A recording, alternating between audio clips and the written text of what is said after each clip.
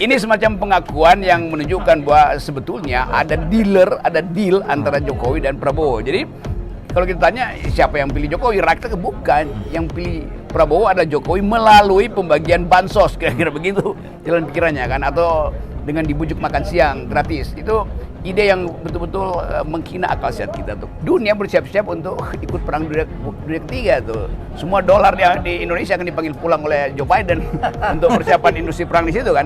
Jadi kemungkinan itu akan membatalkan ambisi misalnya untuk makan siang gratis, ambisi untuk menambah anggaran IKN, ambisi untuk menambah jalur kereta cepat dari Bandung tembus lagi ke Surabaya. Jadi semua ilusi itu kita bayangkan dari sekarang, bukan karena kita ingin menghalangi, tapi dia akan dihalangi oleh semacam hukum-hukum sosiologi.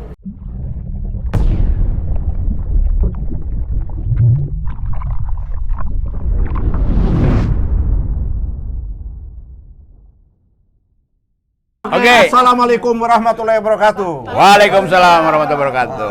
Kawan-kawan, kita hari ini ketemu dengan Bung Rocky. Kita ingin minta pandangannya Bung Rocky. Saya kira penting.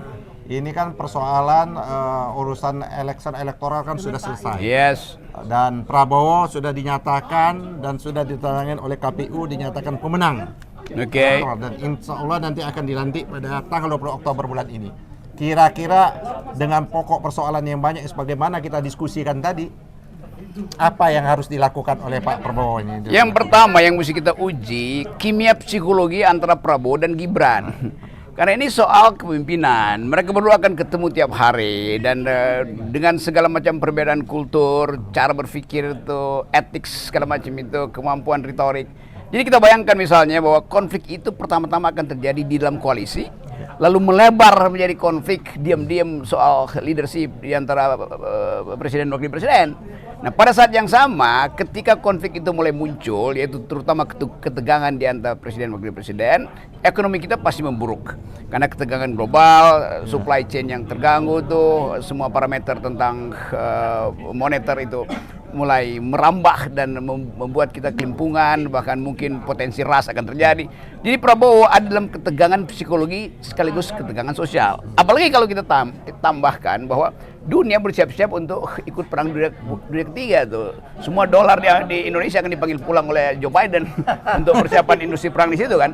Jadi kemungkinan itu akan membatalkan ambisi misalnya untuk makan siang gratis, ambisi untuk menambah anggaran IKN, ambisi untuk menambah jalur kereta cepat dari Bandung tembus lagi ke Surabaya. Jadi semua ilusi itu kita bayangkan dari sekarang, bukan karena kita ingin menghalangi, tapi dia akan dihalangi oleh semacam hukum-hukum sosiologi. Atau dalam ilmu agama dia akan dihalangi oleh hukum-hukum alam alias sunatullah. Jadi kalau begitu bisa apakah dapat disimpulkan sesungguhnya beban yang terberat oleh Pak Prabowo itu sesungguhnya ada pada Gibran? Ya itu di depan situ tuh ada mawar, coba di short mawar itu.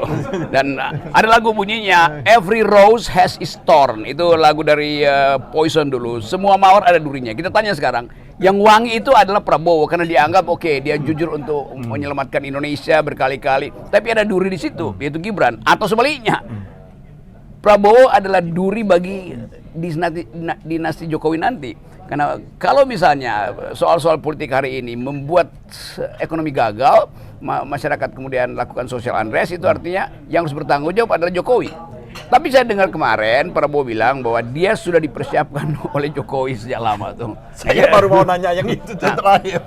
Ini semacam pengakuan yang menunjukkan bahwa sebetulnya ada deal antara Jokowi dan Prabowo. Jadi kalau kita tanya siapa yang pilih Jokowi, rakyat bukan. Yang pilih Prabowo adalah Jokowi melalui pembagian bansos, kira-kira begitu jalan pikirannya kan, atau dengan dibujuk makan siang gratis. Itu ide yang betul-betul menghina akal sehat kita tuh, karena tidak mungkin orang itu diluk-lukkan hanya dengan memberi dia makan siang kan.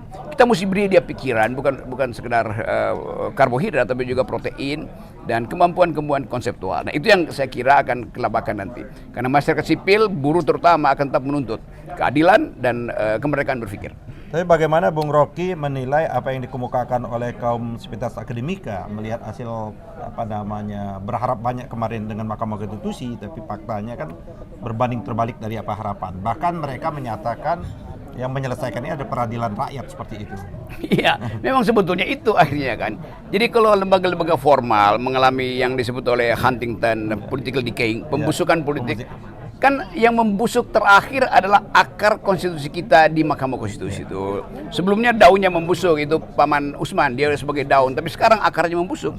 Maka saya gembira sebetulnya pembusukan itu total, supaya bisa ditumbuhkan bibit-bibit baru tuh. Nah, keadaan semacam itu hanya bisa dilakukan secara pelembagaan. Kita masih nuntut misalnya supaya Megawati teruskan protesnya itu ke DPR dalam bentuk hak angket apapun kan, supaya terbuka lagi dinamika politik. Tapi kalau itu pun macet, ya udah akan ada People Tribunal.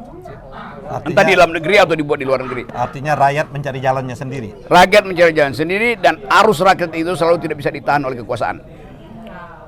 Yang terakhir, Ya. apa yang diinginkan, diharapkan kepada para pendukung, ya, relawan yang mungkin sudah mulai goyah melihat mereka berharap cukup banyak kepada kepada pasangannya, tapi di akhirnya itu terjadi zigzag yang luar biasa oleh elit-elit partai ini. Iya, terlihat bahwa Yang kata Bung Rocky itu munafik besar. Iya, konkurensi atau koherensi berpikir ideologi politik dari elit itu ternyata berbanding terbalik dengan apa yang Diharapkan dikandalkan rakyat. Kan rakyat menghendaki 01, 03 itu tetap dalam posisi oposisi. Ya. Rakyat berapa persen? 48 juta rakyat. Kan Prabowo dapat 58 juta tuh, 58%. Jadi Itu angka konservatif itu ya? Yes, berarti ada 48% rakyat Indonesia menghendaki partai Nasdem, partai PKB, partai PKS, partai PDIP untuk membackup suara rakyat. Sekarang 3-4 orang elit mengatakan kami mau bergabung. Bagaimana logikanya tuh? Kalau seluruh rakyat menghendaki tapi elit mau bergabung. Jadi memang kelihatan bahwa kita masih dangkal dan berpikir. Untung sekali Pengadilan Jakarta Selatan kemarin itu memutuskan bahwa kepentingan publik itu bisa diucapkan dengan cara yang bahkan menghina presiden. Dan itu kesempatan kita untuk meneruskan. Dan saya berterima kasih pada lawyer-lawyer yang membela saya, termasuk Egy Sujana yang secara vokal mengatakan bahwa tidak ada di dunia ini pikiran itu dikendalikan oleh kekuasaan tuh. Dan dalil Egy Sujana memperkuat putusan hakim yang membebaskan saya dari tuntutan orang gila yang namanya David Tobing. Artinya kawan-kawan, kata-kata bajingan tolol yang diadreskan Sah kepada untuk Papua diucapkan. sah dan legal dan tidak jadi masalah Jadi masalah hukum. Terima kasih. Ya. Sampai jumpa lagi. Oke. Selamat sore. Assalamualaikum warahmatullahi wabarakatuh. Mantap deh. Hah? Oke. brother dugaannya